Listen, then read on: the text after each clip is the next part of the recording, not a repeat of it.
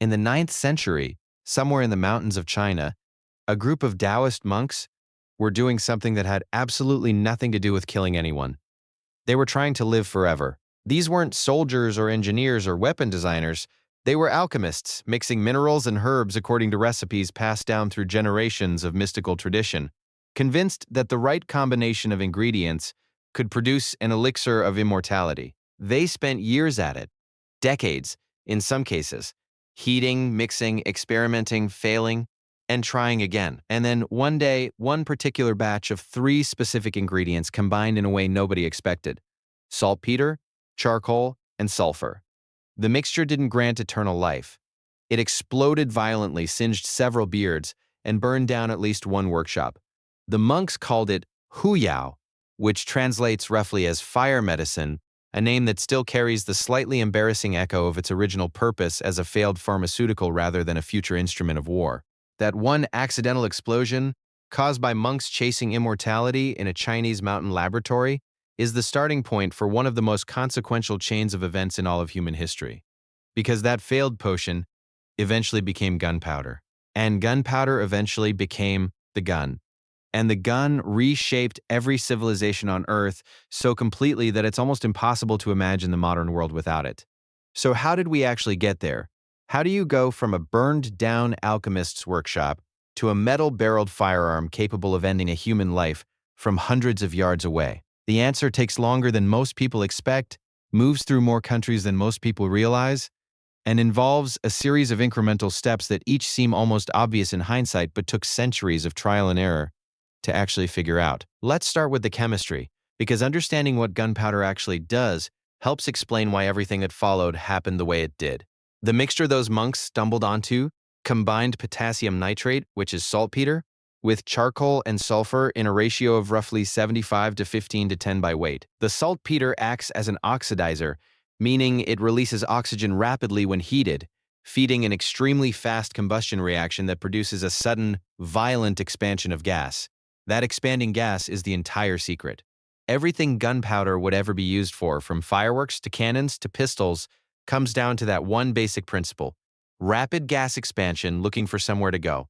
In its earliest days, gunpowder wasn't used as a weapon at all. Chinese engineers and festival organizers used it for fireworks, smoke signals, and ceremonial displays. Ordinary people across China encountered this substance primarily as spectacle, as something that lit up the night sky during celebrations, not something that ended lives on a battlefield. For generations, that's all it was: a very dramatic party trick. The military application came later, during the Song dynasty, somewhere between the 10th and 12th centuries, and the first weapon it produced was genuinely as simple as anything you could imagine. Chinese military engineers developed something called the huo-qiang, or fire lance. The design was almost laughably straightforward. Take a length of bamboo, pack it with gunpowder, strap it to the end of a spear, and light it during close combat. The result was a polearm that spewed flame and burning debris at anyone within arm's reach, turning an ordinary spear into something considerably more terrifying to face in a melee. This weapon was actually used in real combat. During the siege of Dian in 1132, defenders deployed fire lances against attackers climbing their walls, and by every account, the weapon worked exactly as intended, scorching and disorienting the attackers in a way conventional spears simply couldn't match. But the psychological effect mattered just as much as the physical damage. Soldiers who had trained their entire lives to fight with blades suddenly found themselves facing an enemy who could project fire itself. That kind of shock often mattered as much on a medieval battlefield as the actual injury inflicted. Once gunpowder had proven useful in real combat, the pace of innovation accelerated quickly, and each successive step followed a fairly logical progression from whatever came before it. Makers of fire lances began stuffing pellets and shards of pottery into the bamboo tubes alongside the gunpowder, transforming a weapon that simply produced flame into one that also flung small projectiles outward with real force. This was a genuinely significant conceptual shift. The weapon's purpose moved from pure intimidation and burning toward actual physical injury delivered at a distance. That's the foundational idea behind every firearm that would eventually follow. The next major problem was the bamboo itself. It simply couldn't handle the pressure that more powerful gunpowder charges generated without splitting or bursting apart, occasionally injuring the very soldier holding it. The solution was obvious once someone tried it. Metal.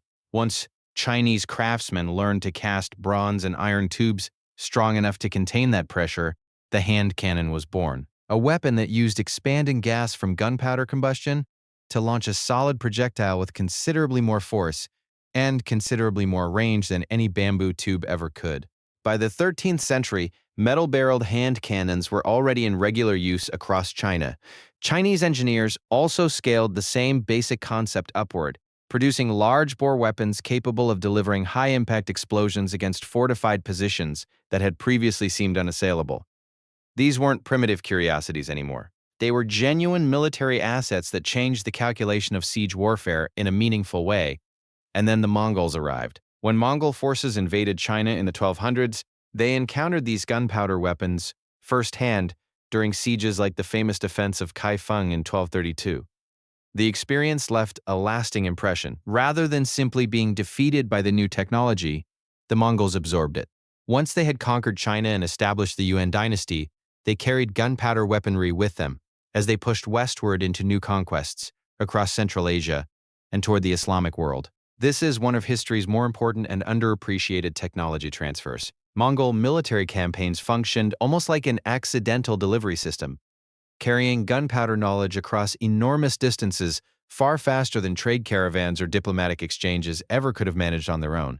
A Chinese invention spread across the breadth of Eurasia within the span of just a few generations, not through peaceful exchange, but through conquest and military contact. By the late 13th and early 14th centuries, gunpowder knowledge had reached the Islamic world, and from there began filtering into Europe. Some historians studying early European cannons have noted that they bear such a close structural resemblance to Chinese designs that independent invention seems far less plausible than direct transfer of knowledge moving westward along those same routes.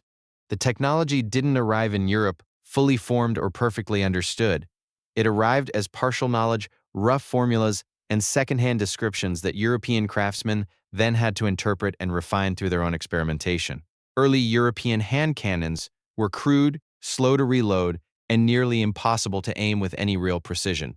Loading one required pouring powder and projectile into the open end of the barrel, then applying a burning ember or slow-burning cord to a small touch hole, and hoping with considerably more optimism than confidence that the resulting explosion would send the projectile somewhere in the intended direction. This was not a precision instrument. It was barely even a reliable one, but even in this primitive form, the weapon carried an impact that traditional arms couldn't match. Castle walls that had withstood conventional siege equipment for generations began falling to cannon fire. Mounted knights in heavy plate armor, the dominant military force across medieval Europe for centuries, found themselves increasingly vulnerable to a weapon that didn't care how much steel you were wearing. Enough gunpowder-driven force could punch straight through it regardless. The entire social order built around expensive, heavily armored cavalry began to wobble. A relatively cheap weapon in the hands of a minimally trained soldier could now neutralize an opponent who had spent a lifetime and a fortune preparing for combat in the traditional way. The implications of that shift extended far beyond the battlefield. They reached into the economic and political structures that medieval European society was built on. As cannons grew more powerful and more effective against vertical stone walls, traditional castle design became dangerously obsolete almost overnight, in historical terms. Military engineers responded by developing the Star Fort, a lower, angled, thickly reinforced structure specifically designed to deflect and absorb cannon fire rather than simply standing tall and hoping for the best. The medieval castle, an architectural form that had dominated European landscapes for centuries, was gradually replaced by structures that looked almost nothing like it, all because of a technology that had originated half a world away in the hands of monks who wanted nothing to do with warfare. The next genuinely transformative development came in the late 15th century with the invention of the matchlock mechanism. And this single development is what finally turned gunpowder weapons from clumsy novelties into the backbone of organized infantry warfare. The fundamental problem with earlier hand cannons was that firing one required two hands and considerable coordination. One hand to steady the weapon, the other to apply a burning ember directly to the touch hole at exactly the right moment, all while trying to aim at a moving target on a chaotic battlefield. These were competing demands that no human being could satisfy simultaneously with any real effectiveness. The matchlock solved this by attaching a slow-burning cord held in a curved metal clamp directly to the weapon itself. Pulling a trigger lowered that already burning cord into a small pan of priming powder, igniting the main charge automatically, and freeing the shooter to hold and aim the weapon with both hands right up until the moment of firing. This sounds like a modest mechanical adjustment.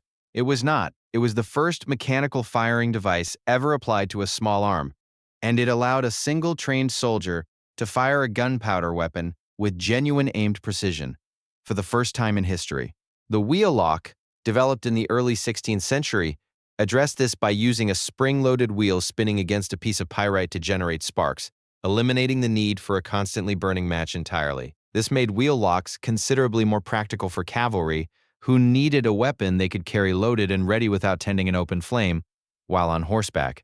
But wheel locks were expensive and mechanically complex to manufacture, which kept them from replacing the cheaper matchlock among ordinary infantry, who continued carrying the older design well into the following century. The true breakthrough came with the flintlock, generally credited to French gunsmith Marin Le Bourgeois around 1610 to 1615. The flintlock used a spring-loaded hammer holding a piece of flint, which struck a steel plate called a frizzen, to generate sparks directly into the priming pan, igniting the charge. It was faster than a matchlock, dramatically more reliable in poor weather, and required no open flame to maintain at all. Soldiers no longer gave away their position in darkness simply by carrying a loaded weapon. By the 1630s, the flintlock had spread rapidly across Europe. Within a few decades, it had become the dominant firearm mechanism across essentially every major military on the continent, a position it would hold for roughly 2 centuries, right through the colonial expansion, the Napoleonic Wars, and the American Revolution, where flintlock muskets carried by both colonial militias and British regulars defined the entire conflict. The flintlock's roughly 2-century reign finally ended in the early 19th century with the percussion cap, a small copper cup containing a chemical compound that ignited when struck by the hammer, replacing the entire flint and steel ignition system with something simpler, faster, and far more reliable in any weather condition. And the percussion cap, in turn, made possible the self-contained metallic cartridge, which combined powder, primer, and projectile into a single unit that could be loaded in seconds and fired reliably in conditions that would have completely defeated every earlier ignition system. That metallic cartridge is what made the repeating rifle possible, and the repeating rifle is what finally closed the gap between the first bamboo fire lance strapped to a spear in 12th century China and the recognizable firearms that shaped the 19th and 20th centuries. The entire journey took roughly 1,000 years. It moved through China, across Central Asia, through the Islamic world, into Europe, and eventually back around the globe again. It passed through the hands of monks, soldiers, craftsmen, cavalry officers, gunsmiths, and military engineers on every inhabited continent. Each generation inherited what the previous one had figured out, and then pushed it slightly further, solved one more problem, removed one more limitation, made the weapon slightly more reliable, slightly faster, slightly more deadly. And it all started with a group of monks in the mountains of China who wanted to live forever, accidentally discovering something that would change how human beings ended each other's lives instead. The irony of that is almost too neat to be true, but the historical record is pretty clear on the singed beards, and that part at least is entirely real.